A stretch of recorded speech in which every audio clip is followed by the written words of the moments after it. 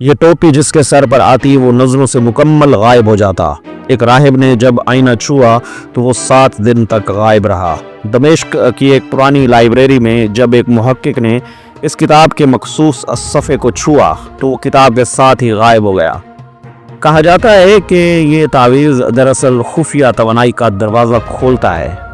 کیا انسان واقعی ماضی میں ایسی اشیاء تک پہنچ چکا تھا جو اسے وقت، وجود اور شعور سے آزاد کر دیتی تھی؟ یہ چادر روشنی کو جذب کر لیتی تھی، آوازوں کو منسوخ کر دیتی تھی اور پہننے والے کو ایسا بنا دیتی تھی جیسے وہ کسی اور جہاں سے تعلق رکھتا ہو۔ ونڈرز نیور سین کے معزز سامعین اکرام، السلام علیکم۔ یونانی دیومالا اپنی کہانیوں، دیوتاؤں اور جادوئی اشیاء کے لیے مشہور ہے۔ انہی میں سے ایک چیز کا نام ہے ہیلم آف انویزیبلٹی، یعنی غیبی ٹوپی۔ یہ ٹوپی یونانی دیوتا ہیرس کو عطا کی گئی تھی جو انڈر ورلڈ کا حکمران تھا۔ کہا جاتا ہے کہ یہ ٹوپی جس کے سر پر آتی وہ نظروں سے مکمل غائب ہو جاتا۔ یہ ٹوپی نہ صرف اسے انسانی آنکھ سے چھپا دیتی بلکہ اسے ایسی طاقتیں بھی دیتی کہ وہ کسی بھی دشمن پر بغیر نظر آئے حملہ کر سکتا۔ مشہور یونانی ہیرو پرسیوس نے اسی ٹوپی کو استعمال کر کے خوفناک میڈوسا کا سر قلم کیا تھا۔ جدید سائنسدان اس ٹوپی کو میٹافوریکل انویزیبلٹی کے طور پر دیکھتے ہیں، لیکن کچھ مانتے ہیں کہ ممکن ہے اس کے پیچھے کوئی آپٹیکل مینیپولیشن کا قدیم علم ہو جو وقت کے ساتھ کھو گیا۔ ہندوستان کی پرانی کہانیوں میں ایک سنہری گیند کا ذکر ملتا ہے جسے کنچن گول کہا جاتا تھا۔ یہ گیند ایک راہب کو ایک چٹان کے غار سے ملی تھی۔ روایات کے مطابق جب بھی کوئی انسان اس گیند کو چھوتا وہ فوراً غائب ہو جاتا۔ کہا جاتا ہے کہ مہاراجا اشوک کے وقت میں ایک راہب نے گیند کو ایک درویش سے حاصل کیا۔ جیسے ہی اس نے اسے چھوا وہ روشنی میں لپٹ گیا اور پھر کبھی واپس نہ آیا۔ درویش نے دعویٰ کیا کہ وہ سباؤک لوک میں داخل ہو چکا ہے، ایک متوازی دنیا جہاں وقت نہیں، موت نہیں۔ ہندوستانی قدیم کتب جیسے ومانیکا شاستر میں بھی ایسے ہلکے مواد کا ذکر آتا ہے جو شریر کو روشنی میں تبدیل کر دیتا ہے۔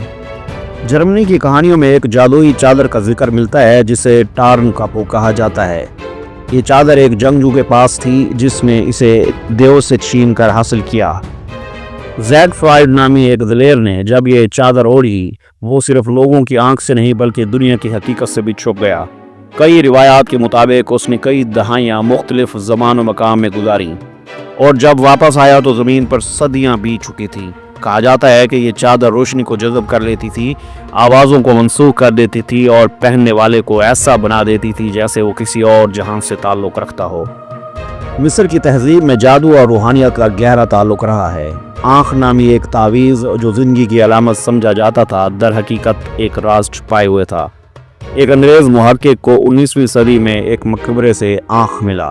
جیسے ہی اس نے اسے ہاتھ میں لیا وہ پورے کیمپس کے سامنے ہوا میں تحلیل ہو گیا۔ بعد میں تحقیق کرنے والے ماہرین نے دعویٰ کیا کہ یہ تعویذ دراصل خفیہ توانائی کا دروازہ کھولتا ہے۔ کچھ کہتے ہیں کہ یہ تعویذ ایسی توانائی خارج کرتا تھا جو مادے کو ڈی میٹیریلائز کر کے کسی اور جہت میں بھیج دیتا۔ اسلامی دنیا میں المقطوطہ الظاہریہ ایک پراسرار کتاب سمجھی جاتی ہے جس کے صفحات پر جناتی زبان میں الفاظ لکھے گئے تھے۔ دمشق کی ایک پرانی لائبریری میں جب ایک محقق نے اس کتاب کے مخصوص صفحے کو چھوا تو وہ کتاب کے ساتھ ہی غائب ہو گیا۔ بعد میں صرف اس کی چپلیں ملی۔ لائبریری کے نگہبان نے بتایا کہ یہ صفحہ صرف مخصوص لوگوں کے لیے کھلتا ہے۔ چین کے ایک پہاڑی مندر میں ووجن جن نامی ایک سفید آئینہ محفوظ تھا۔ اسے روحوں کا دروازہ کہا جاتا تھا۔ ایک راہب نے جب آئینہ چھوا تو وہ 7 دن تک غائب رہا۔ واپس آ کر اس نے بتایا کہ وہ نیلے خلا میں تھا جہاں نہ وقت تھا اور نہ ہی آواز۔ اسے وہاں دوسری دنیا کے راہبوں نے تعلیم دی اور پھر واپس بھیج دیا۔ 1993 میں چینی حکومت نے آئینہ لے جانے کی کوشش کی مگر ٹیم کا ایک رکن ہمیشہ کے لیے غائب ہو گیا۔ کینیا میں ایک سیاہ رنگ کا پتھر پایا گیا جسے خاموش پتھر کہا جاتا ہے۔ یہ پتھر قبیلے کے بزرگوں کے پاس ہوتا اور اسے چھونا عام افراد کے لیے ممنوع تھا۔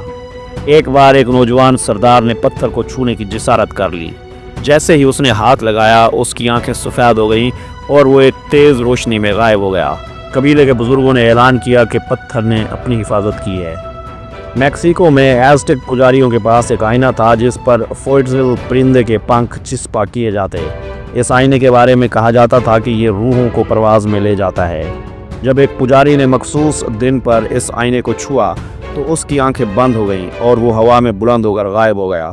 7 दिन बाद वो वापस आया और उसने बताया कि वो परिंदों की दुनिया में गया था जहाँ हर रूह आज़ाद थी।